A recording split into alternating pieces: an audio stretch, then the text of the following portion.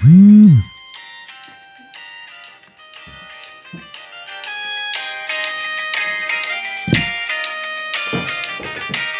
bonjour, bonsoir, que la paix de Dieu soit avec vous. Écoutons, toute gloire, c'est pour vous, Seigneur. Alléluia. Toute gloire, c'est pour lui. Alléluia. Avec le frère Luc. Grandeur extraordinaire, plus loin du bout de la terre. Louange, c'est pour Seigneur. Alléluia. Non moins béni.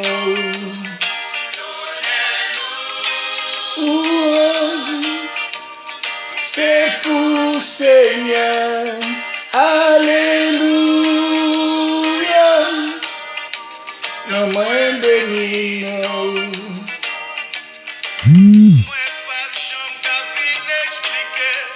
On est bon Dieu dans la vie, moi. Vive encore, c'est ça me connaît. La vie a pas de chance, moi. Moi, t'es une belle du tout espoir. J'avais l'a dit, moi, pas besoin de moyen. Jésus levé, t'es fiable pour moi. Alléluia. Si pas t'as chanté, qu'on aime, moi t'as plus malheureux. Chanter, oui chanter, c'est ça qu'aime désirer. Alléluia.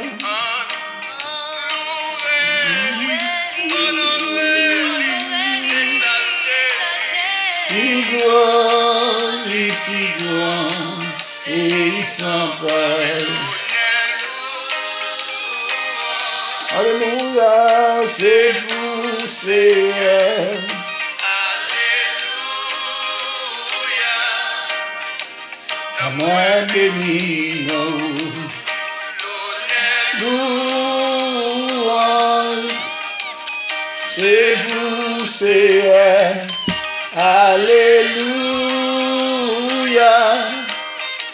À moi béni,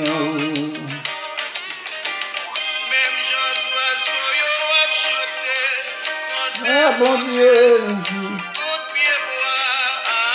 on Seigneur, mon nom chanter, et passer, alléluia, wonderful Lord, mon petit bureau, petit nouveau, avec un vieux qui n'a ciel là, amen, amen, amen, amen. Si t'as chanté, qu'on aime, moi t'as plus malheureux. Chanter, oui chanter, c'est ça qu'aime désirer. Est-ce que cœur désirait chanter?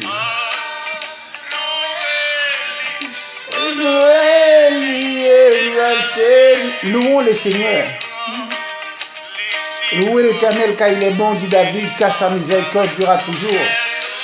Louez le Dieu des dieux, car sa miséricorde durera toujours. L'honneur, louange, c'est à toi, Seigneur. Amen, amen. La moi béni. On est avec vous ensemble sur YouTube. Et puis, ça va être transformé sur Facebook. Les réseaux sociaux, vous qui regardez. Et essayez de vous abonner. Donc on va vous passer notre Pierre qui va vous parler un peu de comment vous abonner. Moi béni, Alléluia, c'est béni, Alléluia. Il est midi et quelques minutes. Non moins béni non ou avec le frère Luc. non moins béni, non. Non moins béni.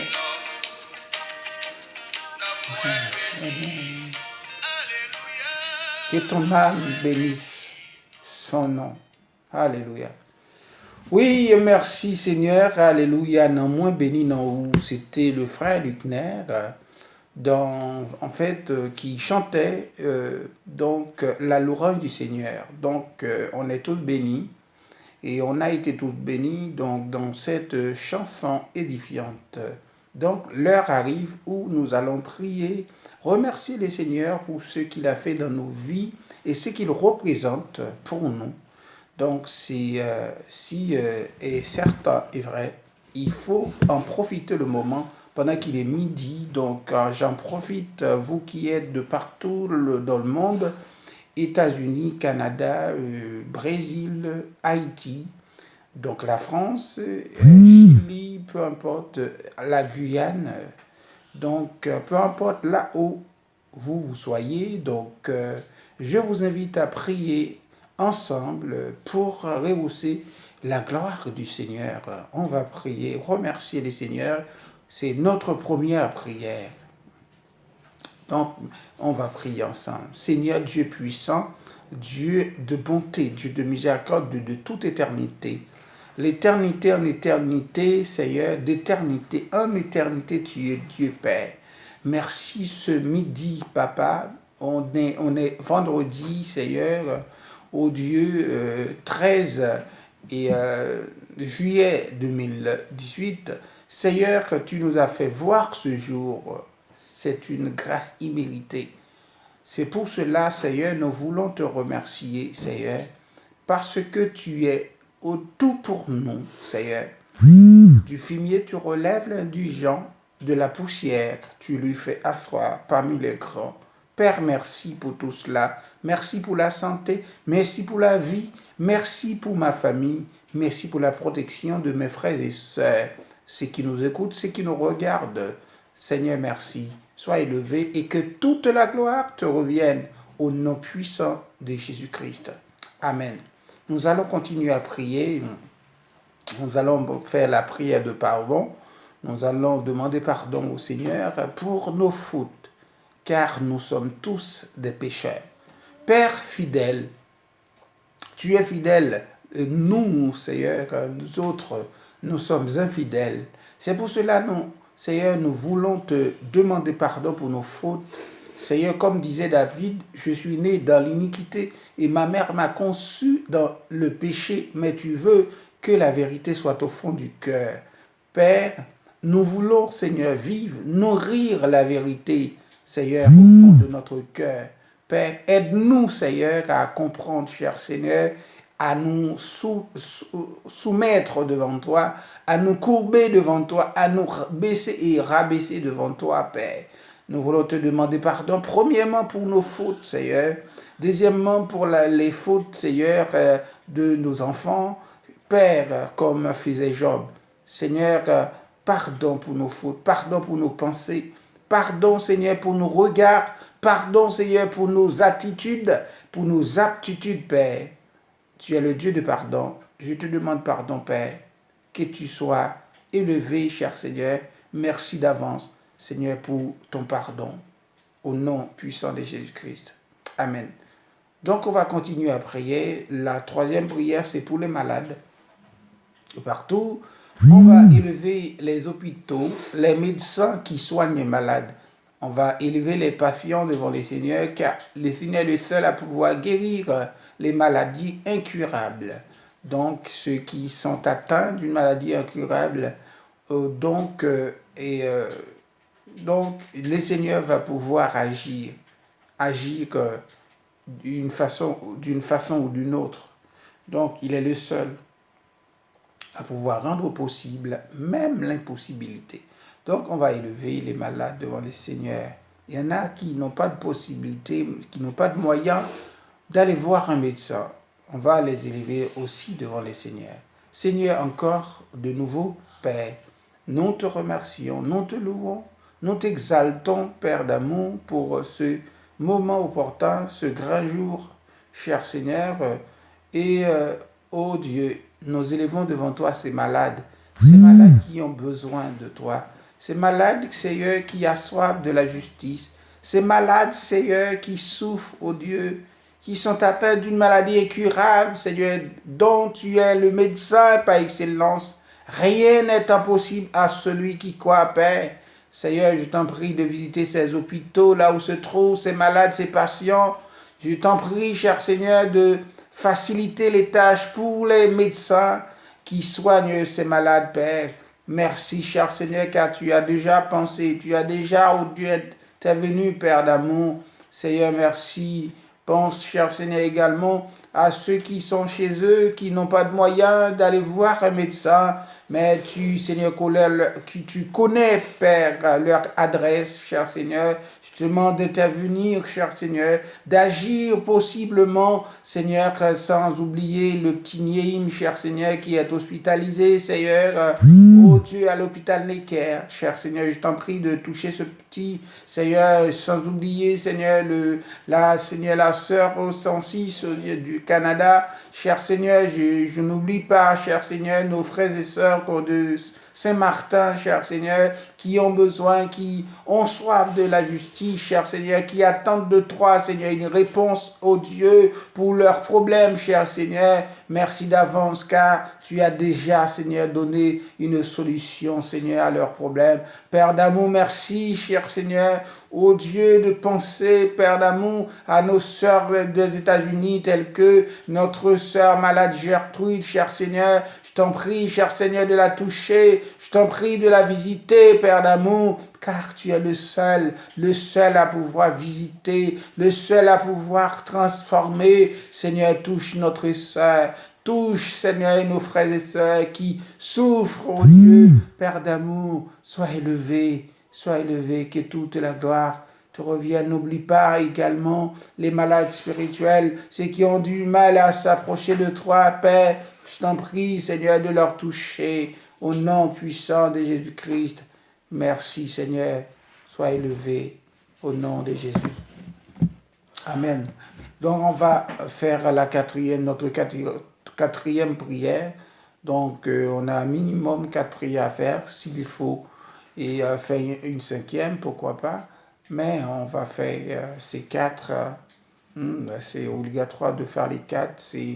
On va prier pour les pays, la France et Haïti, donc l'Europe, l'Afrique, les États-Unis, l'Amérique. On va prier également pour l'Asie, les Asiatiques. Donc on va élever ces personnes, ces nations devant le Seigneur, car il est le seul à pouvoir agir. Amen. Il est au contrôle de ce monde. Amen. Donc le monde a besoin de lui. On va élever ces pays devant le Seigneur, car nous en sommes responsables en tant qu'enfants de Dieu, en tant qu'enfants de Dieu, de prier pour ces pays, de prier pour ces nations. Cher Seigneur, encore de nouveau, je suis revenu devant toi pour élever la France devant, cher Seigneur, ô Dieu, car tu connais ce pays. Papa, j'élève devant toi, Seigneur, ces dirigeants de ce pays, Père, qui ont besoin de toi, qui ont besoin de ton aide, qui ont besoin que tu puisses agir, ô Dieu, dans ce pays. Seigneur, sécurise ce pays, cher Seigneur, les lieux publics, ô Dieu, Seigneur, les institutions de ce pays, cher Seigneur, ô Dieu, Papa, les lieux, les gares, ô Dieu, ô Père d'amour, les trains, les métros, les stations de bus, cher Seigneur, les aéroports, ô Dieu, les institutions, Papa, je t'en prie de sécuriser ces lieux, cher Seigneur, car ces nations ont besoin de toi. Seigneur, ô Dieu, ces peuples ont besoin de toi. La France, cher Seigneur, car il y en a qui prient, qui te cherchent. Je lève devant toi les églises qui sont dans le pays, cher Seigneur. Les responsables de l'église, Seigneur, je les élève devant toi. Cher Seigneur, interviens possiblement, car tu as les réponses qu'il faut, Papa. N'oublie pas Haïti, Seigneur, qui a besoin de toi plus que jamais ces jours-ci, cher Seigneur. N'oublie pas, Seigneur, ce peuple qui se divise, Seigneur, qui se déchire, oh Dieu, Je t'en prie, Seigneur, de toucher ce pays, de t'avenir, cher Seigneur, de transformer cette nation, car Haïti a besoin de toi, cher Seigneur. Papa, n'oublie pas, Seigneur, l'Europe, n'oublie pas, cher Seigneur, l'Afrique. Seigneur, souviens-toi de l'Amérique, cher Seigneur. Oh Dieu, n'oublie pas, Seigneur, les Asiatiques, cher Seigneur, interviens pour ce monde, ces nations qui ont besoin de toi, car, oh Dieu, tu es le Créateur. Oh Dieu, cher Seigneur de ce monde, Papa, interviens, Seigneur, interviens. Parle, oh Dieu, d'une façon, oh Dieu, possible, oh Dieu, car rien n'est impossible à toi. Interviens, cher Seigneur.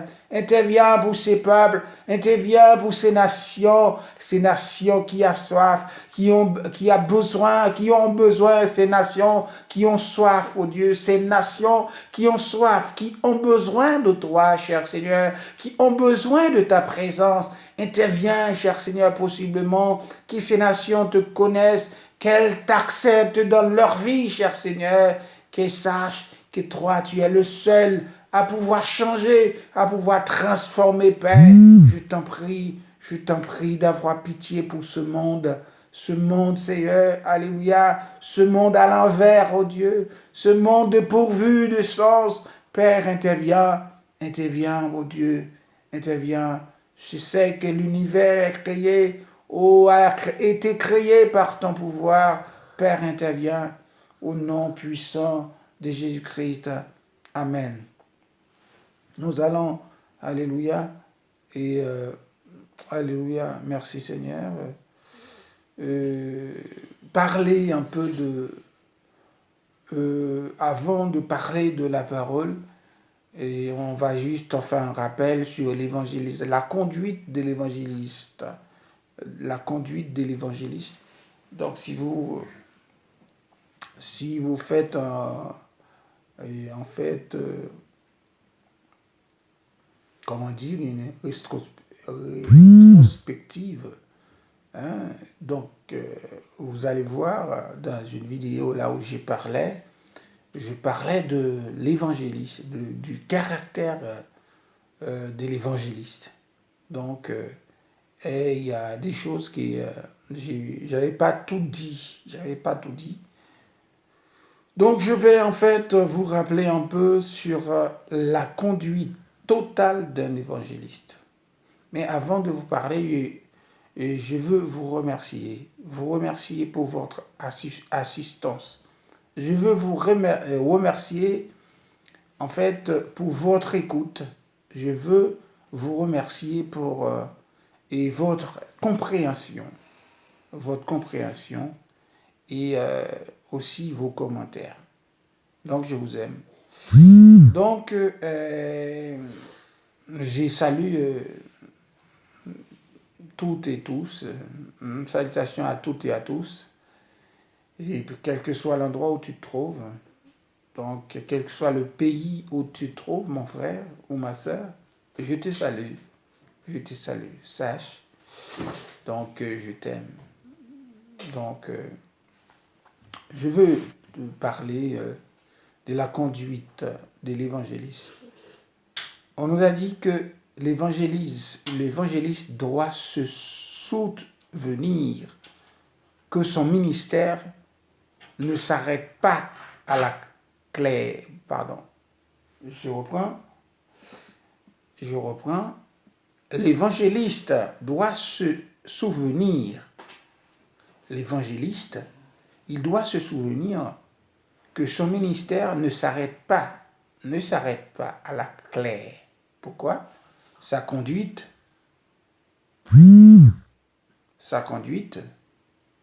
ses attitudes seront constamment surveillées. C'est-à-dire que dans la conduite de l'évangéliste, il doit savoir qu'il est très, très écouté. Il est très écouté et très surveillé. Tu comprends ce que je veux dire, mon frère ou ma soeur? L'évangéliste doit savoir qu'il est très surveillé. Et vous vous rappelez que, donc, je vous avais parlé des 5 ministères dans l'Éphésiens et 4, 11, 12 pour le perfectionnement des saints. Donc, il y a l'évangéliste. Je vous avais parlé de l'apôtre. Je vous avais parlé du prophète. Je vous avais parlé de l'apôtre, prophète. Et je vous avais parlé de l'évangéliste. Ah, il me reste que... Ouais, je vous avais parlé du pasteur, si je me rappelle. Ben, je vais voir si je vous avais parlé du pasteur. En fait, le caractère d'un pasteur. Mais ici, on est toujours vers l'évangéliste, la conduite d'un évangéliste. Il doit savoir, en fait, que son ministère ne s'arrête pas à la clarté. C'est-à-dire, il doit se souvenir. C'est-à-dire que son ministère est très surveillé. Il est très surveillé. Sa conduite doit être exemplaire. Il doit avoir une conduite exemplaire. Il doit savoir s'habiller. Ayant un bon comportement, l'évangéliste. Parce qu'il est très écouté, très regardé de partout. Là où il se trouve, il passe ses attitudes. Ses attitudes. Il doit avoir, en fait, des attitudes, très attirantes, très respectueuses par rapport aux autres. Donc c'est ça, l'évangéliste, ses manières, sa personnalité. Donc il doit avoir en fait une personnalité très respectueuse, très respectueuse. Donc ses manières, sa personnalité. Bon, ses rapports avec le pasteur, il doit toujours être en rapport et avec le pasteur et les membres de l'assemblée, par tous pour ou contre les messages qu'il prêche. Il doit savoir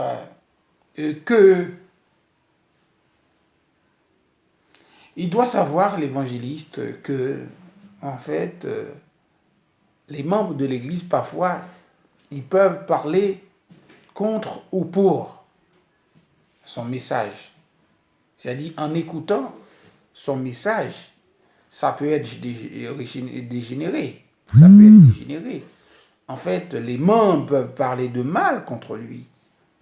Ça ne doit pas être étonnant pour lui, pour l'évangéliste, parce franchement, il ne peut rien cacher. C'est son travail, c'est son caractère. Il ne doit rien cacher. L'évangéliste ne doit rien cacher en ce qui concerne la parole, sa prêche. Alléluia. Il doit avoir toujours c'est-à-dire un entretien, un bon rapport, ou du moins des bons rapports avec le pasteur. Donc, et les gens se souviendront de son sourire. Ayant un sourire relève, il doit aussi avoir ce caractère de son attitude amicale, être toujours ami, c'est-à-dire ayant un sourire, être amical, être ami de tous, être ami de tous, ça ne dit pas, en étant ami de quelqu'un ou de quelques-uns, on ne peut pas les prêcher, on ne peut pas leur dire la vérité. Non, donc c'est pas, c'est très compréhensible, c'est très compréhensible de comprendre donc En étant ami de quelqu'un, ça n'empêche pas que tu lui dises la vérité. En étant ami de quelqu'un, ça n'empêche pas qu'on lui dise la vérité. Il doit toujours avoir ce comportement de sa poignée, de sa poignée de main, chaleureuse, de sa poignée de main chaleureuse. Quand il donne la main à quelqu'un, à un membre de l'Église, ou peu importe, un visiteur, visiteuse, un membre de l'Église, donc sa poignée de main doit être chaleureuse. Alléluia.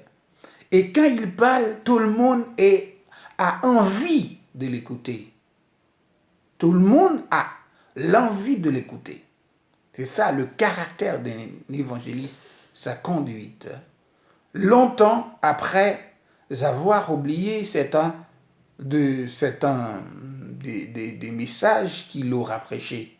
Cela veut dire que les messages qu'il a prêchés, donc, doit avoir, comment dire, les messages qu'il a prêchés doivent avoir, comment dire, un impact spirituel, spirituel, dans les cœurs des chrétiens. Spirituel. Donc, ceci, d'évangéliste, ces messages, ces prêches doivent être écoutés. Les gens doivent avoir envie de l'écouter. Ok, l'évangéliste et ses attitudes, il sera constamment invité. Écoutez bien, il sera invité constamment dans des foyers différents. Écoutons bien, écoutons. Moi qui parle, qui vous parle, j'écoute, je regarde, j'essaie de comprendre. Donc l'évangéliste, il sera constamment invité dans des foyers différents. Dans certaines églises, on le recevra dans une maison très luxueuse et on lui offrira la meilleure des nourritures. Peut-être dans la maison qu'il hébergera. Ensuite, on lui donnera une toute petite chambre avec un lit qui sera peut-être peu confortable, aussi savoureuse que celle qu'on lui a offerte précédemment. La prochaine église l'installera peut-être dans l'appartement réservé aux évangélistes. Cet appartement fera peut-être partie de l'église et il devra peut-être remballer ses vêtements le dimanche pour faire de la place pour l'école du dimanche. Est-ce que vous comprenez? Il doit attendre peut-être là où il va être hébergé, là où on va l'héberger. C'est-à-dire qu'il sera en fait invité dans des foyers différents et dans certaines églises. Ça veut dire il n'a pas un appel en fait de rester seulement dans son église prêcher l'évangile, non. Donc il peut être appelé, invité dans des foyers différents ou dans des églises. Et on peut le recevoir dans une maison très luxueuse et, comment dire, on pourra aussi lui offrir la meilleure des nourritures, peut-être dans la maison qui l'hébergera ensuite. On lui donnera peut-être une petite chambre pour se loger avec un lit qui sera peut-être peu confortable. Il doit attendre ça. Mais peut-être, là où il va être hébergé, donc, ça peut être ça va peut-être la future, le futur endroit où hébergera l'Église. Hein? C'est-à-dire où ils feront l'Église. Donc, cela dit que peut-être, comment dire, et c'est là peut-être la prochaine Église va peut-être s'installer, mais dans l'appartement réservé aux évangélistes, l'endroit là où il est hébergé. Ça ne fera peut-être partie de l'église. Il devra peut-être remballer ses vêtements les dimanches. Il doit attendre à ça.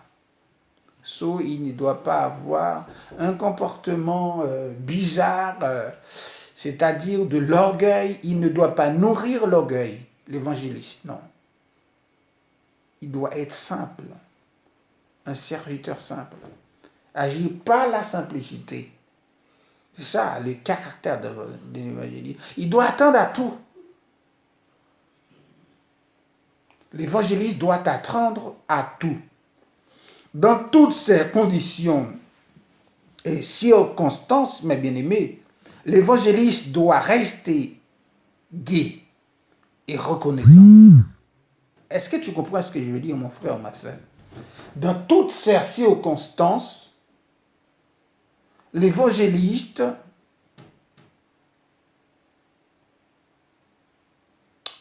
doit rester gai et reconnaissant.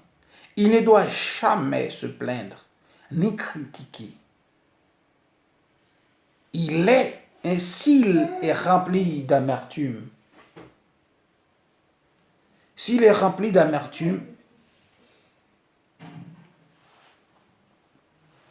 et s'il se montre ingrat, cela peut détruire l'effort vers les réveils. Laisse-moi te dire quelque chose. Tu arrives quelque part, tu es bien reçu. Tu es bien reçu. On t'a donné un endroit, un lieu confortable. On t'a hébergé dans un lieu très confortable. On t'a préparé une nourriture, comment dire, ou la meilleure nourriture. Donc, tu es hébergé dans une maison très luxueuse. Mais tu dois être toujours reconnaissant. Tu ne dois pas te plaindre. Dans toutes les circonstances, tu ne dois pas te plaindre. Tu dois attendre. C'est-à-dire à tout. Hein? Tu ne dois jamais te plaindre, ni critiquer. Tu ne dois pas te critiquer. Et tu ne dois pas critiquer les autres. Ce n'est pas ton caractère. Donc, si tu es rempli d'amertume, eux te montrent ingrat, cela peut détruire l'effort vers ton réveil. Et tout ce que tu fais, ça va être en vain. Donc, ça veut dire que ces caractères, là, c'est pas à toi, l'évangéliste. Donc, tu dois être toujours gai, donc reconnaissant. Tu ne dois pas te plaindre. Voilà, tu ne dois pas te plaindre, ni critiquer les autres. Tu dois attendre, c'est-à-dire à être critiqué. On peut te critiquer, mais toi, tu n'as pas droit de critiquer. Parce que dans tes prêches, tu peux être critiqué. Soit une critique, en fait, d'infériorité ou de supériorité. Tu peux être critiqué pour tes bonnes prêches ou tes mauvaises prêches. Est-ce que tu comprends ce que je veux dire? Donc, c'est ça. Sinon, si tu te montres ingrat, insensé, donc cela peut détruire l'effort vers ton réveil. Tu dois aussi te souvenir que tu es en train de servir les seigneurs et que les seigneurs pouvoir à tes besoins. Tu dois aussi savoir que le Seigneur n'avait pas de maison sur la terre. Si tu te plains en fait du Seigneur. Tu ne dois pas te plaindre. Parce que tu sais, c'est-à-dire ton genre, comment dire, ton caractère, ta conduite, c'est d'être comme ça. Si tu rencontres un évangéliste qui n'a pas ce caractère, qui n'a pas ces conduites, c'est que il n'a pas été appelé pour être évangéliste. Toi, mon frère qui me regarde, toi, ma soeur qui me regarde, si tu rencontres un évangéliste qui n'a pas ces caractères, qui n'a pas ces conduites, c'est qu'il n'a pas été appelé dans les 5 ministères. Il n'a pas été appelé. C'est comme ça, le comportement, la conduite d'un évangéliste doivent être. L'évangéliste est peut-être un homme plein d'expérience qui prêche pour un jeune pasteur, dont le comportement et l'état d'esprit peut être mauvais, sans tenir compte de son expérience et de ses connaissances. C'est-à-dire, quand tu prêches, tu peux t'amener à prêcher pour un pasteur, un jeune pasteur qui n'a pas d'expérience, d'expérience. Mais il faut que tu t'en rendes compte que il y a des précautions à prendre.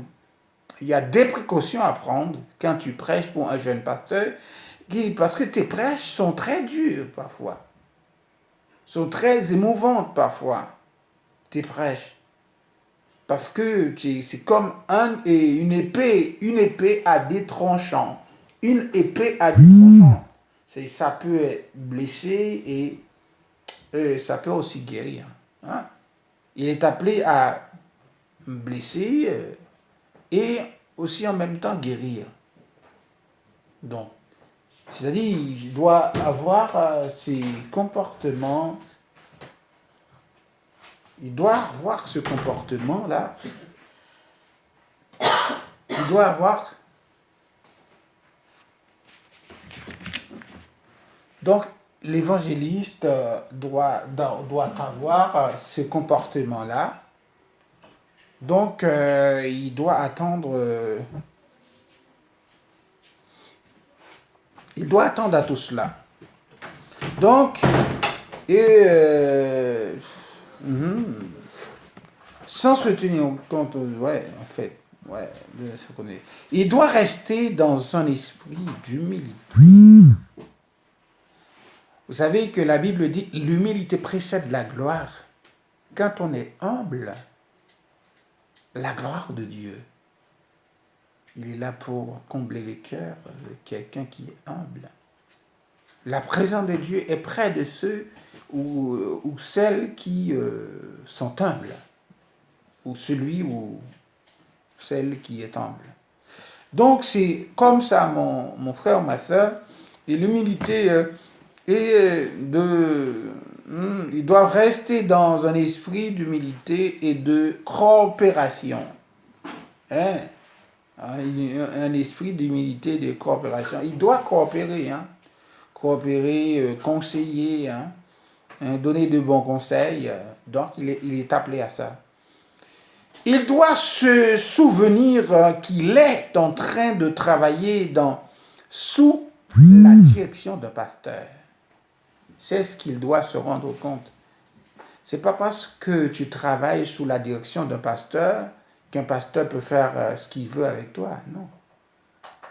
Mais tu dois savoir que le monopole de l'église, de l'assemblée est reposé sur le pasteur. C'est le pasteur, en fait, qui est appelé pour, c'est-à-dire faire paître le troupeau, de prendre soin des brebis, pour gérer l'église, pour gérer. Les gérants, c'est le pasteur, le gérant principal.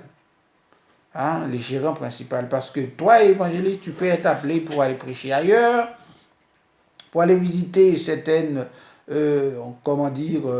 maisons ou certains foyers, pour aller visiter en fait des églises, donc prêcher, mais des croisades, des conférences. Hein. Tu peux être conférencier. Donc, et le pasteur, lui, il doit être là, sur place. Il doit être là parce que c'est lui qui gère l'église, l'assemblée. Ok? C'est lui qui gère l'assemblée. Souvent, on fait tout, on essaye de tout faire. Non. C'est pas comme ça le travail de Dieu. Tu dois se souvenir qu'il est en train de travailler sous la direction d'un pasteur qui a la responsabilité de cette église. C'est le pasteur qui est responsable de l'église. Par conséquent, il doit se soumettre de bon cœur aux décisions du pasteur et travailler de tout son cœur en collaboration avec lui. Voyons, c'est-à-dire que quand Dieu te place, Dieu te place, c'est-à-dire dans une église ou dans un endroit, c'est-à-dire Dieu te met avec un pasteur, c'est-à-dire les esprits doivent, se joindre, non, les pensées doivent se joindre, la pensée de l'évangéliste et celle du pasteur doivent se joindre ensemble, les deux doivent se joindre ensemble et savoir comment faire, comment agir et prendre des décisions, sauf fois. Si le pasteur n'est pas orgueilleux, il doit s'en rendre compte que l'évangéliste est un appelé de Dieu, mais peu importe, quand Dieu, en fait, lui confère ou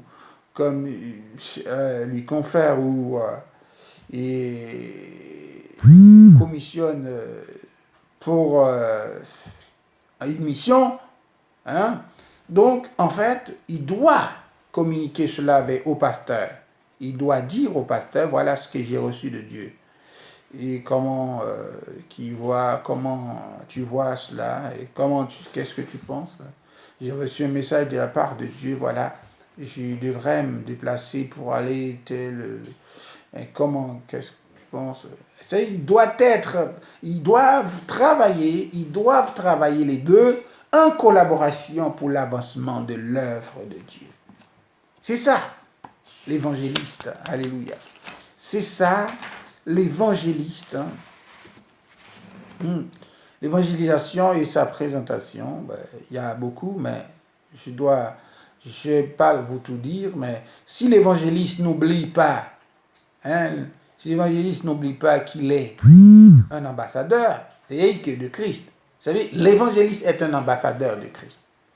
C'est comme un pays il a un ambassadeur, c'est-à-dire qui peut l'envoyer partout où le président l'ambassadeur peut en fait recevoir donc des messages ou peut être amené à aller dans un pays là où en fait désire le président, donc qu'il soit pour continuer le travail, l'œuvre de Dieu, ou pour représenter le pays, pour représenter le pays. Il va dire qu'il va représenter le président, mais il va représenter le pays. L'Église est pour Christ. L'Église est pour Christ. Quel est le maître de l'Église? C'est Christ. Il a placé un pasteur pour gérer le travail. Mais l'évangéliste peut être envoyé ailleurs ou dans un pays, dans un endroit quelconque pour effectuer une mission. Donc cela dit qu'il doit se considérer comme un ambassadeur pour Christ. Un ambassadeur pour Christ. L'évangéliste est un ambassadeur pour Christ. Il aura très peu de difficultés dans ce domaine. il doit se coiffer. Il doit se coiffer et se vêtir de manière à ne pas attirer l'attention. Est-ce que tu te rends compte? Tu m'écoutes? Si tu es évangéliste, tu m'écoutes, tu vas bien comprendre, tu vas essayer de comprendre ce que je suis en train de te dire. Donc, à ne pas attirer, c'est-à-dire, il doit se coiffer d'une manière décente et se vêtir d'une manière aussi décente, à ne pas attirer l'attention par son aspect vestimentaire. Par son aspect vestimentaire. Ça veut dire sa veste. Son costume doit être, je ne dis pas luxueux, mais au moins propre, toujours propre. Il doit avoir un costume propre, un habit propre, un comportement propre. Donc, afin qu'il puisse représenter Christ. Représenter Christ. Ok. Là où il est amené à le faire. Ses cheveux doivent être courts. Il ne doit pas avoir des longs cheveux. Ses chaussures doivent être bien cirées. C'est ce que j'étais en train de te dire, mon frère ou ma soeur. Et ses vêtements bien repassés. Bien repassés. Il doit être propre, soigné et bien habillé. Ok? Ces vêtements doivent être classiques, mais pas monotones. Les vêtements voyants et de style moderne n'ont pas de place derrière la chair. Il y a des évangélistes parfois qui aiment être modernes, qui aiment être à la mode. Être à la mode, ce n'est pas pour toi l'évangéliste. Non. Tu dois travailler selon l'ordre de Dieu, selon la dictée du Saint-Esprit. Tu dois savoir que tu es un ambassadeur. Tu n'es pas venu pour te faire voir, mais pour effectuer une mission bien déterminée. Ok? Bien déterminée. C'est ça, le comportement, le caractère d'un évangéliste, qui puisse se le permettre ou non. Il ne doit pas investir trop d'argent pour son habillement. Investir trop d'argent, pourtant il y a des gens qui meurent, il y a des gens qui souffrent. En tant qu'évangéliste, c'est hallucinant. Donc tu n'as pas le droit d'investir trop d'argent pour acheter des habits luxueux. Non, ça fait pas partir du caractère ou des conduites, de la conduite en fait de l'évangéliste. Comment peut-il prêcher le dévouement et le sacrifice s'il porte des vêtements et des chaussures les plus chères qui soient? Comment peux-tu prêcher le dévouement et le sacrifice? Tu peux dire aux autres de se sacrifier pour servir les dieux. Mais toi, si tu portes des vêtements luxueux, des habits, donc, c'est pas possible. Les plus chers du monde, non, c'est pas possible, c'est absurde. Comment peut-il prêcher la séparation du monde s'il s'habille comme le monde au dernier cri? Alléluia. Comment toi, en tant qu'évangéliste, peux-tu prêcher le monde, les gens du monde, de leur dire de sortir de ce monde, si